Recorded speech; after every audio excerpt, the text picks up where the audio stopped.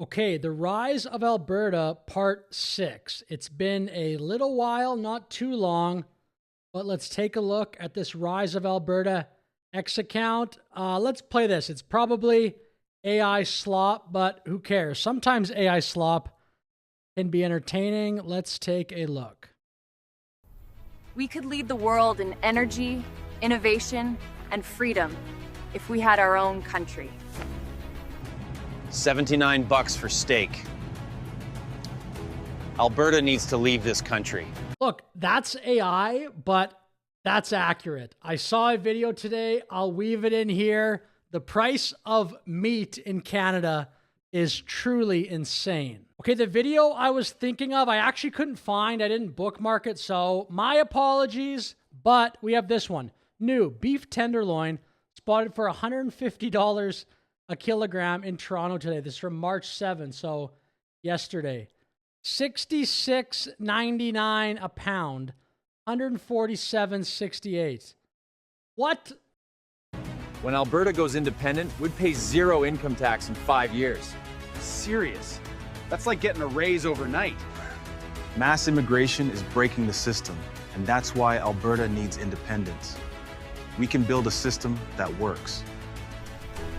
Also, I know it's AI, but come on, the wait time in a hospital? I'm done waiting. The second that independence petition drops, I'm signing it so I have a future. Based AI slop. Okay, continuing on. There's a video. I'm not even going to play it, but Peter Griffin. The day all Albertans are waiting for. I don't know. Looks kind of funny.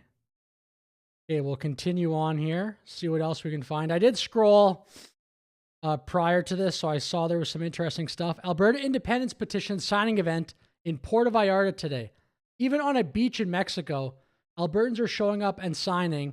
The movement is everywhere. That reminds me also, I got a comment a few videos ago about somebody saying they had a petition signing event in La Quinta, Palm Springs. So I'll take a look at that here. Okay, this is just the first thing I found, but La Quinta, California, March 28th. So to that person, if you're watching the video, there you go. I mentioned this petition signing in La Quinta, USA.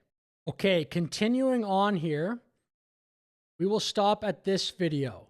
Housing costs exploding, investment fleeing to the US for sure, young Canadians abandoning the dream of home ownership. Totally, Canada's economic model is breaking. Alberta should leave Canada and build its own prosperous future. I think to this point, sadly, the Canadian dream, unless things change very quickly, is just to get a nest egg together and then go to Southeast Asia or Latin America or somewhere where you can actually have a life. So Alberta independence obviously is bringing hope for radical change, which I definitely think Canada needs radical change. We'll take a look at this video here. It should be a good one. Housing prices have exploded beyond imagination. Capital is fleeing the country at rates never before seen. Food banks are turning away hungry Canadians. And immigrants who once saw Canada as their salvation are leaving in record numbers. The Canadian dream hasn't just faded, it's been obliterated. If you talk to real Canadians today, they'll tell you something almost unthinkable. Their country is dying. It is dying. And the Liberal Party keeps winning for some reason. It's not happening by accident. What you're about to witness is the brutal dismantling of what was once considered one of the world's most stable economies. A deliberate economic execution happening in slow motion. In most Canadian cities, you would need to earn at least double the minimum wage to afford. I think there's debate as to whether it's deliberate or not. Because in the case of at least Trudeau, I think the Trudeau thing was incompetence. I think Trudeau is actually too stupid to deliberately do anything. One bedroom. Obviously, there are other people in government, but apartment and you could forget about buying. In major cities like Toronto and Vancouver, the minimum income required to qualify for a mortgage is double or triple the median household income. This makes buying even unattainable for the top 10% of earners. Yeah, I say similar things to that too. It's crazy. You have to be such a star at a young age to afford a house or have rich parents. To buy the average home in Canada, a family needs to earn $170,000 per year. It is nearly impossible to buy a home in Canada today. What's even more shocking is that Canada's housing wasn't always this expensive. In fact, homeownership was possible for almost everyone just a decade ago. But in the last few years, housing prices have increased so much faster than wages that it has forced citizens to abandon the hope of homeownership entirely. This Definitely. graph should make every Canadian's blood run cold. Canadian businesses. People don't care, though. I know I'm reacting to whatever this random video, but there's enough economic data out there. Canadians in general obviously don't care. I know I'm probably preaching to the choir of people that do care, but a lot of Canadians, the majority, because the Liberal Party keeps winning, do not care about all the bad economic data, or they don't understand it or something. If people truly cared about all of Canada's bad economic data, they'd want to try out a different government. Canadian businesses, investors, entrepreneurs, and professionals started taking their money out of Canada and moving it to the United States at a staggering rate. And where is that number now? I hope you're sitting down, because this statistic was so shocking that it inspired this entire investigation. By 2022, $1 trillion in book value had left Canada for the United States. That is $1,500 per person in Canada in net investment leaving Canada for the U.S. Yeah, because you can get a return on your investment in the U.S.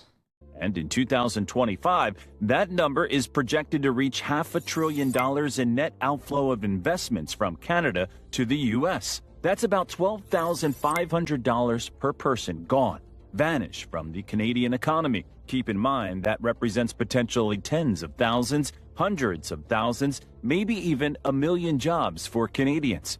So, despite this being a dot on a graph, this represents about $500 billion leaving Canada, enough money to help build an entire new economy.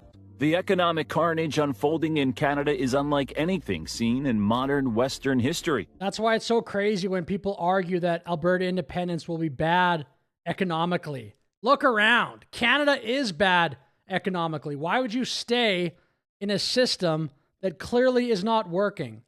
Canada's rapid decline. I'm going to wrap up my video pretty soon. I think this is the guy from those AI Alberta. Yeah, the most Albertan man in the world. Those videos are very funny. Actually, I'm going to click on this because maybe there has been a new video lately, although I don't really know. It doesn't look like it. I think I've already played this one in the past. He said that was collected 1,000 signatures for the independent. Yeah, anyway, I'm going to finish my video there, but thank you very much for watching. Please like, please subscribe. Have a great day.